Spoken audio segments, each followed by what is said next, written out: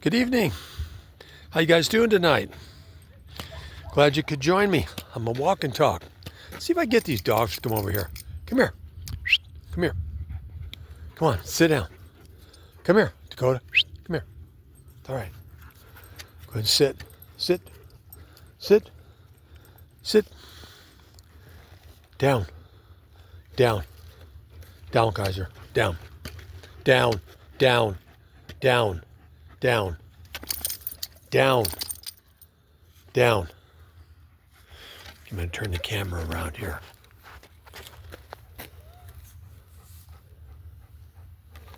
There's Kaiser. Stay. And that right there's Dakota. Those are my two shepherds. She's been with me it's got to be about 5 years now. Him, I think I got him a couple years ago, maybe 3 years ago. Okay, you can go. Go on. Go play. So, let's see. I did a quick video this morning because yesterday when I went out and started walking, I turned the phone on and the battery was, kind of down in the low area. And I think I was able to record for about 5 minutes and it quit on me. So I decided this morning I would do a quickie concerning my thoughts about the shooter that tried to kill Trump. And so you guys can look at that if you want to see what's up with that. I don't think there's too much more new information about him that's emerged. There is some new video because like I said yesterday, everybody there had a phone, and there's video of people over by that building, and they're pointing the camera, and you can see the guy right at the edge of the roof, and he's just starting to scoot up the roof, heading towards the peak of the roof, and they're yelling, "Hey, there's a guy up there. He's got a gun." And I heard from another source, I think I mentioned it this morning, that he used a ladder, climbed up there with a ladder, and a cop came up there pretty quick after that, and when he poked his head up, the guy turned around with his gun, aimed it at the cop, and apparently in the cop's haste to get down and not get shot, he fell. I don't know if he fell from the very top or what. I hope he's okay. So that's kind of the latest that I heard on that stuff. But let's see, what else is in the news regarding political things? And I wanted to talk about immigration a little bit later in the video and tell you about what's probably the scariest thing that's ever happened to me. By the way, I got a hat on tonight, in case you didn't notice it. I had a suggestion from one of my subscribers that they thought that I should shave my head because it looks kind of ridiculous. I got the bald head, but I got hair on the side, and I agree, it does look kind of silly. So this subscriber just thinks I'd look better if I shaved my head. The only thing is that, once you do that, you got to stay on it, keep your head shaved. So, we got a helicopter coming, so we're going to get some background noise. I'll be looking for a marijuana patch. Yeah. He's not going real fast, but it looks like he's on his way somewhere. So, anyways, that's why I'm wearing a hat. Because I think it probably does look better than my bald head. I'm thinking about there's a guy on YouTube, he calls himself Tennessee Brando. I watch him quite frequently, and he's got this nice little, it looks almost like a welder's thing that he wears, but it looks nicer than that. I was thinking about maybe getting something like that. And by the way, while I'm thinking about it, people always ask me, or they accuse me. They say, well, the reason you think the way you do is because all you do is watch CNN or MSNBC. You're just not watching the right channels. Well, here's a chance for me to tell you what I do watch. I do occasionally watch those, but I'm not stuck on those channels. I might watch if there's somebody on there that I'm interested in seeing them interview, and I used to watch Lawrence O'Donnell a lot, but he's really kind of disappointed me lately, so I haven't watched too much of that. But who do I watch? Well, I do watch Tennessee Brando, and these are all people that you can just look up on YouTube. When I turn the TV on, 90% of the time I've got it on YouTube. Tennessee Brando. I really like Cenk Uygur, the Young Turks, and the Fabulous Fabian was suggesting to me that we should start a podcast called The Young Jerks. And we could do all kinds of crazy things. I think it's a pretty good idea. So Cenk, I watched Cenk, and Cenk is at the Republican National Convention today. He's going to be there for the duration, and he's got his credentials and everything, and I imagine he's probably not too popular. So I watch him. Then there's another guy, Sam Seder. He's got a program called The Majority Report. There's David Pakman with the David Pakman Show. There's David Feldman, and I think he just calls his program The David Feldman Show. So I watch him. And of course, Keith Olbermann with The Countdown by Keith Olbermann. He's terrific. Who else? I'll probably think of some more names, because there's got to be about 10 or 12 people that I watch pretty regularly. I really don't watch any corporate news. I mean, occasionally I will turn ABC on. I'll watch George Stephanopoulos, or maybe on Sunday I might watch Meet the Press, something like that. But I don't generally watch corporate news, because it's not so much that you don't get the truth, but corporate news depends on major advertisers. And because of that, they censor a lot of stuff that, you might be interested in. Whereas on YouTube, the people on YouTube are dependent on contributions. Sam Harris is another guy on YouTube. He's always been one of my favorites. So they're relying on people donating to their channel to stay afloat, which really, the evolutionary process, the chaff, gets sorted out pretty quickly if you don't have any advertisers. Now, in my case, I'm retired. I've got retirement income, so I don't have to worry about that. But these people are trying to make a living, and they will have some advertisers. Like, I've seen David Pakman advertise shirts that he wears, or sometimes like beds, I think, or bed toppers or stuff like that. So they have their ways of raising money, which I think they're pretty legitimate. So those are the kind of programs I watch, and they are mostly of a liberal bent. Like, I would never watch Mark Levin. I'd never watch Alec Jones, because when these people say something really controversial, it'll get carried on these other channels. They'll play it. So I really don't need to watch any of that. So anyways, that's who I watch. And then as far as the news, a couple of big things today. The judge in the top secret documents case against Donald Trump, the judge down there that's handling that, Eileen Cannon, threw the case out of court today. And the reason that she did was she says that the special prosecutor was Jack Smith. Jack Smith was appointed by Merrick Garland, the Attorney General. She says that that's not legal. You can't just take a private citizen and put them into a position like that. She claims that the only way a person can be a special prosecutor is they must be nominated by the president, and then they must be voted on by the Senate. They have to get a majority vote in the Senate. Now, we have a long history of special prosecutors in this country, and it wasn't done like that. So, once again, like the total immunity case, it's just something that's been made up out of whole cloth. And time will tell whether or not Jack Smith is going to appeal this. So her throwing it out of court had nothing to do with the evidence against Donald Trump.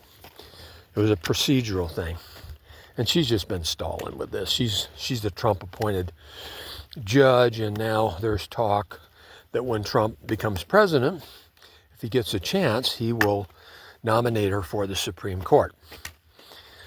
So we got that to look forward to. Then the other thing, of course, is Trump announced his presidential pick. J.D. Vance. And that's a name that probably a lot of people might not be familiar with. He wrote a book called Hillbilly Elegy. I think it was published in about 2017, talking about the Rust Belt and how, all the unemployment there affected the people living there. And he is, I don't know exactly what degree he has, but he went to Yale. He graduated from Yale. He's got some degree from there, and he was involved in the tech industry, the finance industry. He's only 39 years old, but he's done a lot already. But here's the interesting thing about him is, I don't know exactly when it was. It must have been maybe when Trump just started to run for president in 2015 or so. J.D. Vance said some very uncomplimentary things about Trump, just like Marco Rubio did, just like Ted Cruz did, just like Lindsey Graham did. So you think, well, why would Trump appoint him as his vice president? Well, over the last year or so, actually a little bit longer than that, JD's come around. He's an election denier and stuff like that. And Trump just loves to take somebody that was opposed to him and said naughty things about him and make them bend their knee to him. He loves that. He loves to humiliate him. So that's why JD is the man. So we're going to have a 39-year-old vice president who will be in line to be president. And Trump ain't no spring chicken. He's 78 years old. So we might have JD. And he became a Catholic a couple of years ago. So we have that to look forward to. So the convention starts today. And, I'm not going to watch it. I'll catch the highlights on the news. But I do want to make a prediction. Somewhere along the line, I don't know if it'll be Trump that will do it. I would think it would be him because he would like to revel in the glory of it. I'm going to predict that he is going to bring the families and the survivors, the families of the man who was killed at the rally, and the survivors, the people who were shot. Apparently they're in stable condition and getting better. I don't know if they would be able to, if the hospital would release them to go to the convention, but somehow, that would really be dramatic to bring the man who was shot, bring his daughters. I guess he was married. I think he was a fire captain, to bring them on stage. Wouldn't it be a powerful moment for him to do that? And then he'll make some kind of an announcement that he's going to ensure their financial stability. He'll make sure that they get taken care of, He's really good at doing these kind of things. So that's my prediction about that. So I was going to make some comments about immigrants. And I think I kind of touched the other night touched on how you could resolve the immigration situation. To me, I think it's a problem. There's no doubt about it. And the Republicans are really good at using it as a hammer to hammer you over the head about how bad the Democrats are with it. So it's in the Democrats' best interest to try to get this situation resolved. Now, the only way they're going to get it resolved is if they've got the presidency, the House, and the Senate. Otherwise, there's not going to be anything that gets done. And like I said the other night, it looks like Trump's going to win. And if he gets the House and the Senate, he'll do whatever he wants to do in that venue. And he's threatened to deport 10 to 15 million people. Never gave an explanation exactly how that's going to happen. But my suggestion was, if you want to deport them, how about if you were able to get them to go back voluntarily? Wouldn't that be smart? And I think I mentioned the way you do that is you pass a law that says if you hire an illegal immigrant, it's an automatic $1,000 fine. And if ICE checks back in a few months and they're still working there, it's a $5,000 fine. You just keep increasing the fine. That's one way to do it. The other way is you people that think that it's so awful that these people are here, I think you ought to picket the businesses where they work. Like, I don't want to mention the name because I don't want them to get mad at me, a national Mexican drive-through type business, very popular in California. A business that, if you remember, on Christmas morning, you got this little box and you could crank this little crank and this little cartoon character would pop out. You know what I'm talking about? You go in these places and they're staffed by people just speaking Spanish, and I'm guessing they're illegal immigrants. And like I said yesterday, man, they are so courteous. They work so hard for minimum wage. So go picket those businesses and encourage people not to patronize them.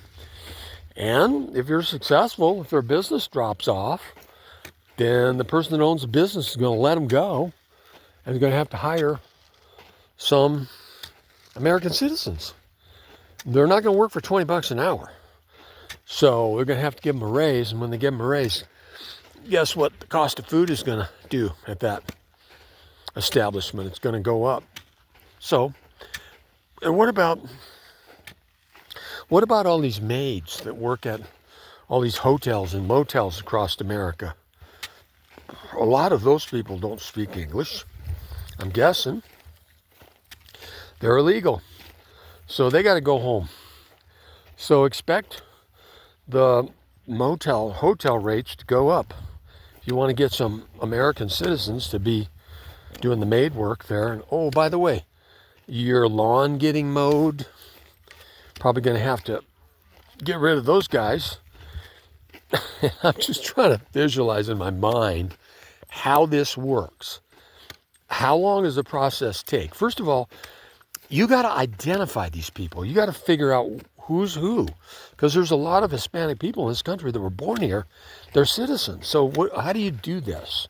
Do you just like have roadblocks or something and you just randomly check people's papers, their driver's licenses or whatever? So let's say that that's what they do. And so this guy is driving along. He pulls into this checkpoint. He doesn't have the proper papers. And he's the head of the household, and they grab him and they process him. They put him on a bus, him along with thousands of other people.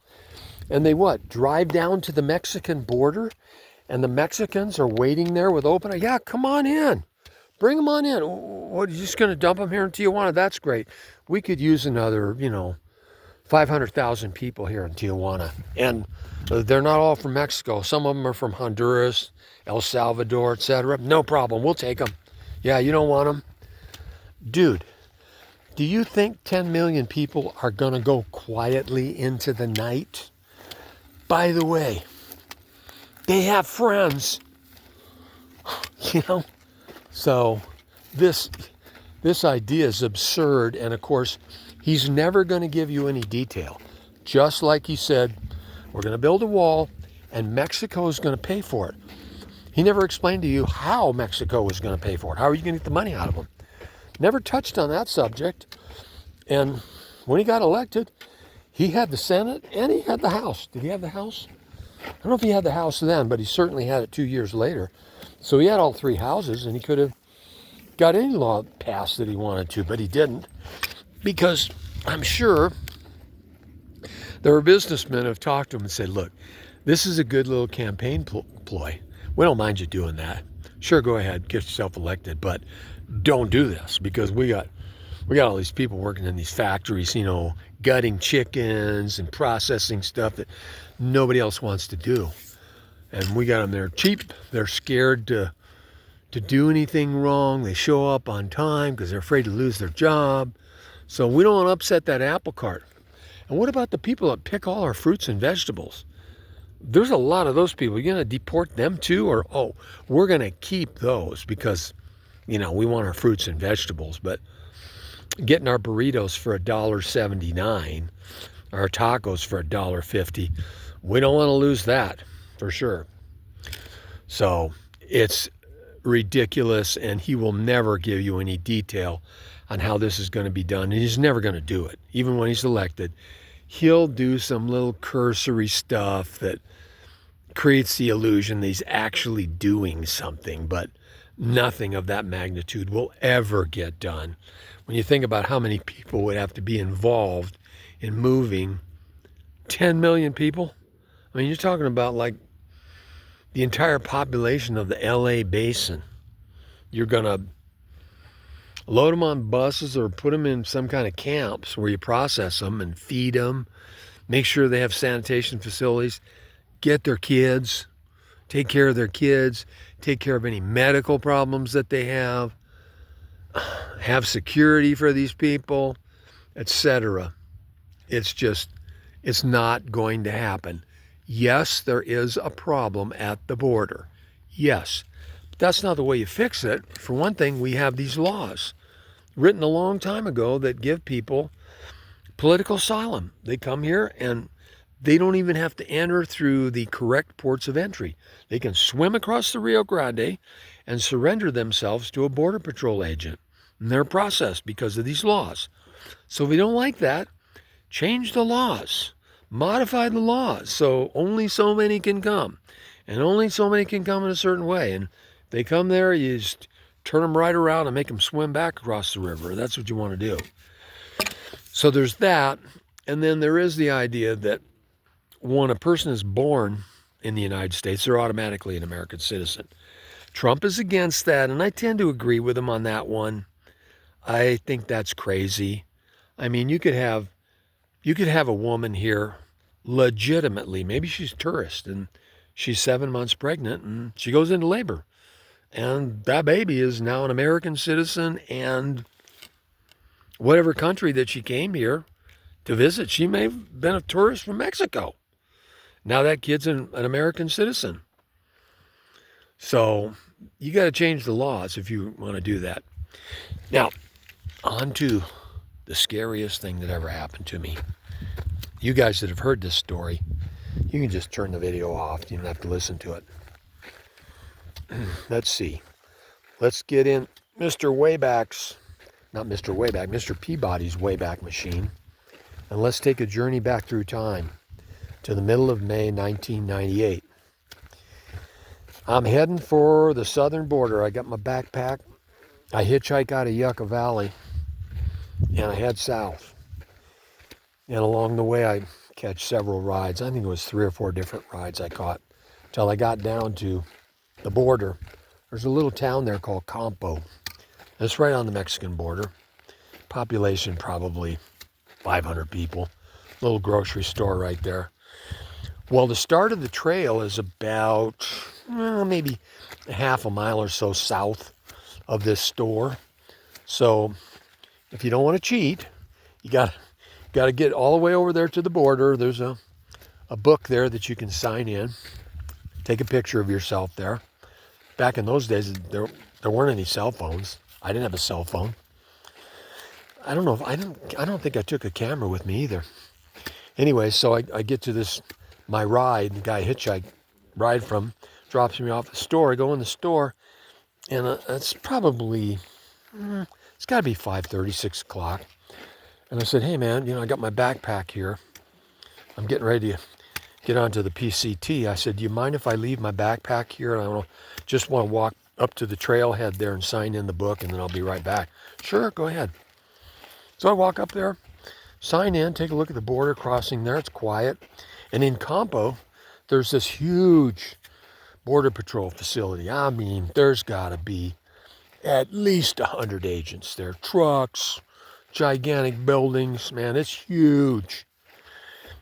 And so I sign in the book, walk back to the store, get my backpack, hoist it on my back, and start heading north along the trail.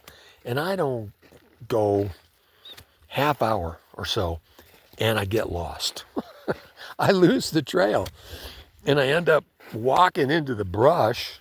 And I mean, the brush is thick, and it's starting to get dark. It's probably 7:30ish, and I'm just tired. You know, I've hitchhiked all day and then got down there. So I said, okay, I'm going to find a place to put my tent up. And I was going to crash, have something to eat, go to bed. Tomorrow morning I'll get a fresh start because I know I'm not far away from the trail. I'll find it pretty quickly. So I find this little spot. It's just incredible. Like, I'm talking, the brush is unbelievably thick, and I come across this little spot that's just a little bit bigger than my tent, a little clearing. So I thought, oh man, this is perfect. So I pop my tent up, pull out my little cook stove, cook up some top ramen or something, have some dinner. Man, I'm exhausted. It's probably 9 o'clock by then. I crawl into the tent and get my sleeping bag. And off in the distance, there's a ranch. It's probably, maybe a half a mile or so from where I am. And there's a dog. And that dog is barking. Bark, bark, bark. Bark, bark, bark. And I mean, it's so quiet, so still. It's like he's freaking right outside the tent. Bark, bark, bark, bark, bark, bark. Man, I'm telling you, it must have taken me 2 hours to fall asleep. It's probably 11 to midnight. It's a full moon, so it's bright outside. So about 3 o'clock in the morning, I'm laying in there, I'm asleep, and I'm awakened to this sound. How can I describe it?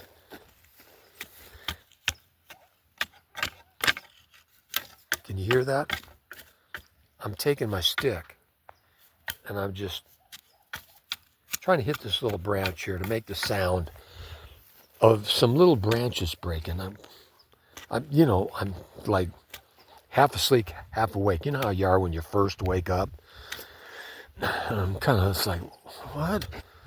I'm listening, and I hear this. What the heck, man? You know, at first I thought maybe it's a rat or maybe it's a bunny rabbit or something like that. And I'm listening, and it starts getting closer to my tent. And I'm thinking, God, there can't be cattle up here. There's no way the cattle could get in here. It's so thick. And so I thought, okay, well, maybe it's a cow or something like that. So I decide what I'm going to do is I'm going to yell. And maybe it'll make it freeze or maybe it'll make it run away. So I yelled, hey! And all of a sudden, I hear a bunch of voices. Man,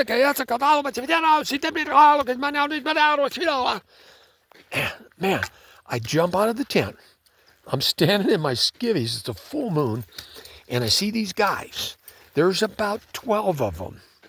And they're running. And my heart is just about beating out of my chest. I'm out in the middle of nowhere. And my brain instantly does an assessment. You know, the fight or flight thing. There's no way I can run away. There's no way. I don't have my shoes on. You know, I'm in my skivvies. And the first thing that I notice is they're not running at me. This is a good thing. They're diving into the bushes, yelling at each other. And I quickly surmise that they think I'm immigration. I'm immigration. I'm up there, man, and I'm just waiting to catch me some immigrants, some illegal immigrants coming through here. So, man, I'm standing outside this tent, and I'm just shaking, and the adrenaline is just overwhelming in my body. And I can barely see these guys. It is a full moon. And now they're talking to each other. They're not yelling anymore. I don't understand Spanish, but they're talking to each other. And I'm figuring out what they're saying is he's not immigration because he's not doing anything. And so slowly they begin to reconstitute and emerge. They don't come over to me. They don't talk to me. They simply begin to disappear back into the night. And this whole event probably takes, I don't know, maybe 15 minutes. And I'm just determined I'm not going back in that tent until they're all gone. The only thing I have for a weapon is just a folding knife. And I mean, if those guys had wished me harm, there's no way that I could have done anything about it. There's too many of them. And, you know, they were in really good shape, man. There was nobody fat there. These are all men that are in their 20s and their 30s. They're wearing jeans and a T-shirt, no backpack. and they're carrying one of those little 1-gallon white plastic bottles that milk comes in that I'm assuming they got water in. But I don't see any sack with any food or anything like that. These guys are incredible. So finally, when the last one goes out of sight, I'm just shaking from the adrenaline, and it's about 45, 50 degrees outside, and I'm getting hypothermic. So I quickly get into the tent. I put every stitch of clothing on that I got in my backpack and get into my sleeping bag. Boy, by this time it's like close to 5 o'clock in the morning and the sun's starting to come up. So I lay there for probably a half hour or so, and once the sun's up, I'm wide awake. So I just get up, have myself some granola, pack up my tent, and in about 10 minutes I find the trail and I head north. So that's my first night on the PCT. That happens to me. And thinking of the PCT, this would be a good time to give a shout out to my friend Jimmy Horan, who I met on that hike. Jimmy was hiking with a hiking partner by the name of Mark Dixon. And I met those guys there's a place along the trail called Mount Laguna. It's one of the places that has a post office where you stop and pick up the supplies that you had mailed to yourself. So I met these two guys, and we just kind of developed a friendship along the trail. I didn't really hike with them. They would go and they'd be ahead of me, and then I would pass them. They'd be resting, and we just kind of passed each other back and forth. And then when I got close to where I was going to pop out, I figured I'd be able to hike for about 10 days. I couldn't do the whole thing because, I was 52 years old, and I had my sign business going, and I figured I could be away for about 2 weeks from that because I had customers that depended on me. And so I just wanted to hike the trail for at least a couple weeks. So towards the end of my time, I met up with Jimmy and Mark and told them, hey, you guys, I live in Yucca Valley, so when you get to, let's see, where is it there on Interstate 10, where the PCT goes underneath the freeway. Forget the name of that little town right there. I said, when you guys get there, there's a store there. Give me a call, and I'll come and get you in my truck and take you up to the house, and you guys can have a couple of days of R&R. And there was another couple who had just gotten married, and they were spending their honeymoon hiking the PCT, Jason and Emily. And they were kind of in our group, and I told them too. I said, yeah, you guys are welcome too. I'll pick you guys up. I got a crew cab pickup truck, and we'll throw your stuff in the back and go up to Yucca and feed you guys some pizza and beer. Take you down to the hot springs and Desert Hot Springs. So boy, they were in favor of that. And sure enough, they did. It took from that point until they called me. It was probably had to be almost a week for them to get to that point. So they called me and I picked them up, and we had a really nice time. And Jimmy, I've stayed in touch with Jimmy over the years, and Faye and I, when we went up to Yellowstone, Jimmy lives in Montana with his wife Barb, Livingston, I think it is, just a little bit north of Yellowstone. So I think it was 2006 when we drove up there, and so we had a chance to visit Jimmy then. Stayed at his house for a couple of days, and he kind of showed us around Livingston because we were visiting Yellowstone. And then, I don't know exactly when it was, but he came down to Southern California to do some visiting or some hiking. So he came out to Yucca Valley and spent the night with us. And one day we decided we're going to go hike. There's a mesa, wasn't too far from my house. I said, yeah, I've hiked over on that mesa. That's a pretty good little hike, beautiful view from up there. So we go up there, and we're up probably 2/3 of the way, and I slip and I fall, and it's so strange, just like that camp spot that just suddenly appeared. When I fell, I looked down, and I'm in a mass of boulders. We're hiking over some boulders. And when I fell, I looked down as I was falling, and right where these boulders kind of come together, there was a flat rock about the size of a Frisbee. and I was able to land with my hand on that rock to stop my fall. And I mean, I tumbled till I got to that spot. I tumbled a little bit, and Jimmy's just, he's watching. There's nothing he can do, and he's just totally, freaked out.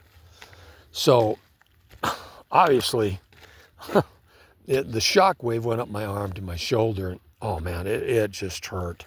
And it was all I could do to get back down that mesa without falling down. So got down, went to the hospital, and they x-rayed it, and they said, well, there's nothing broken. You just got a bad strain. You're just going to have to rest it. And so that's what I did. And in the meantime, I went to an orthopedic guy, and they looked at the x-rays and checked it out. And said, yeah, I just got to rest it. And this was like I think this was about 3 months after I fell. And I still couldn't raise my arm up over my head. So that's why I went to this orthopedic guy. And so I'll never forget, man. Tell him, I fell down about 3 or 4 months ago, and man, I can't raise my arm. And he looked at me and he says, hey, this is going to take about 9 months before you can raise your arm up. Like, you're not 25 anymore. And I went, oh God, you're right. Sure enough, within about 8 months, I had total range of motion with my arm again, and I've never had any problem with it. No further problems with that. So those were a couple of hiking adventures I had with Jimmy, and I got a text from him a couple of days ago that he and Mark and another guy are going to hike around the perimeter of Yellowstone. It's I think it's about a 450-mile hike, so he was looking forward to that. He's going to send me some pictures. He was an Irish guy, and he loves his beer, man. And he and Mark also hiked the Continental Divide Trail. And while he was on it, there was a thunderstorm with lightning. And he told me, he said, Packard, one of the scariest things I have ever experienced. He said, we were out on this rock plateau, and there was nowhere to hide. He says, we just laid down on the rock. That's all we could do. There's nothing there was no cave or anything we could get into. And he said, it was just so frightening. So he's a guy that I'd love to interview sometime. Be great to get him on the podcast. And he's been all over the world, man. He's hiked Australia, New Zealand, Ireland, England. He's just fabulous. A fabulous person, wonderful personality. Just the nicest, friendliest, funniest guy you'd ever want to meet. So that was my scariest experience there on the Pacific Crest Trail. So let's see. I think that's probably about it tonight. What's happening tomorrow? I'm not sure what's going on tomorrow. We've got our insurance company representatives are going to come out. They want to look at our house and make sure all our brush is cut back far enough so we don't have the fire hazard. So I've been kind of working on cutting that brush back. I think I told you about that. So I may work on that some tomorrow. Though, I think the only other thing, I think I'll wait until tomorrow night to talk to you about a black swan. I think that might be an appropriate thing tomorrow night. All right? So look forward to seeing you guys then. Once again, I really appreciate you coming on my site. And in the comments, why don't you make a comment about my hair? Maybe what I should do about my head. If you think I ought to shave my head, think that's a good idea, or start wearing some kind of a cap or something like that. In the wintertime, I wear a knit cap, but it's too hot to do anything like that. So yeah, make comments if you would. All right? Anything would be an improvement for sure. Okay, thanks again for joining me. Bye-bye.